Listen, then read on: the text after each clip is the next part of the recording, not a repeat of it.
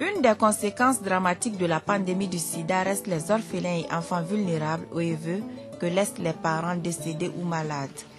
Vu l'urgence de la situation de ces enfants, AAS a mis en place en 1999 un projet de prise en charge des OEV pour soulager leurs souffrances et détresse. AAS s'occupe de 851 enfants, dont 530 filles et 321 garçons.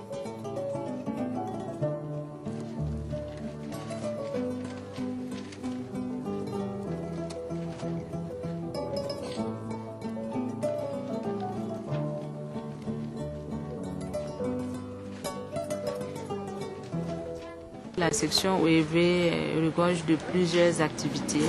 Il y a des activités récréatives, des sorties récréatives telles que des visites des sites touristiques et des visites des différentes usines.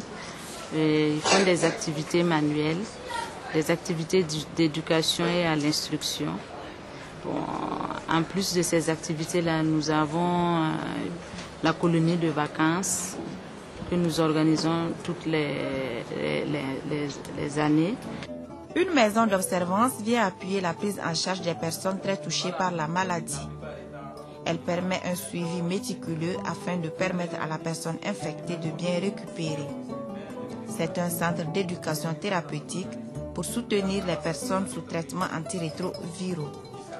La maison d'observance existe depuis 2004. En fait, vu le besoin d'élargir l'accès au traitement, l'association a voulu demander en fait aux personnes sous traitement comment on pouvait faire pour les aider à bien prendre leur traitement et puis à bien intégrer les traitements dans leur mode de vie.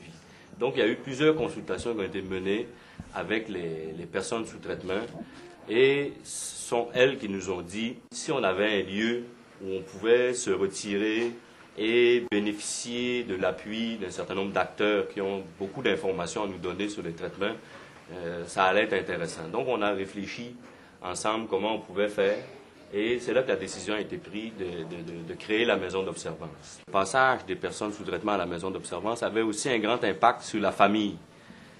À travers des questionnements, on se rend compte qu'on touche à environ 7 personnes autour d'une personne. Donc, le travail qu'on fait ici à la maison d'observance a aussi un impact sur le changement des mentalités dans la population en général pour montrer, en fait, non seulement aux personnes sous traitement, mais à tout le monde, que c'est possible de vivre relativement normalement avec le VIH-Sida aujourd'hui et qu'on n'est plus en face d'une maladie mortelle, mais plutôt d'une maladie chronique avec lesquelles on doit trouver des ajustements. Et ensuite, on mène notre vie normalement.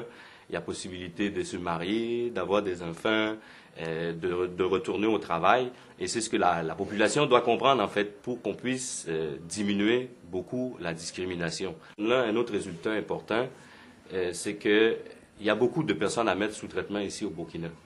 Près de 49 000.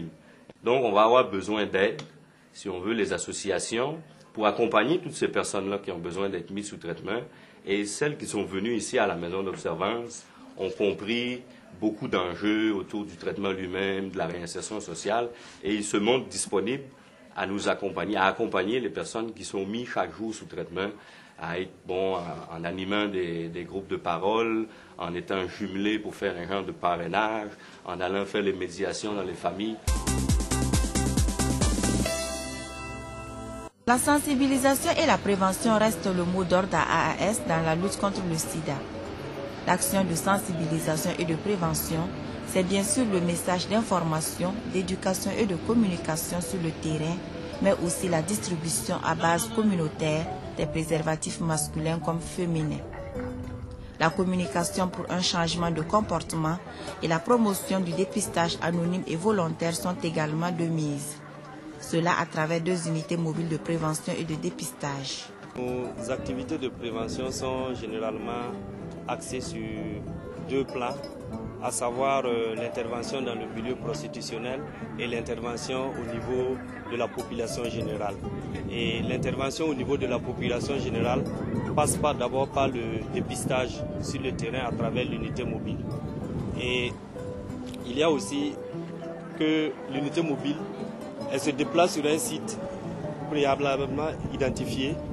Et sur le site, ils font une animation la veille et le lendemain, ils reviennent maintenant pour le dépistage. Il y a aussi l'intervention ciblée auprès des professionnels de sexe qui est une activité dans laquelle nous avons pu identifier 15 leaders que nous avons formés qui mènent des activités de causerie éducative auprès des professionnels de sexe et les clients, des projections de films et évidemment des VAD, des visites à domicile. Je suis venu faire le dépistage parce que tout simplement il y a un matraquage publicitaire à la télévision, à la radio. Moi je décide de venir faire le test. Bon, ce qui m'a motivé, c'est pour mieux me situer sur la vie au niveau sexuel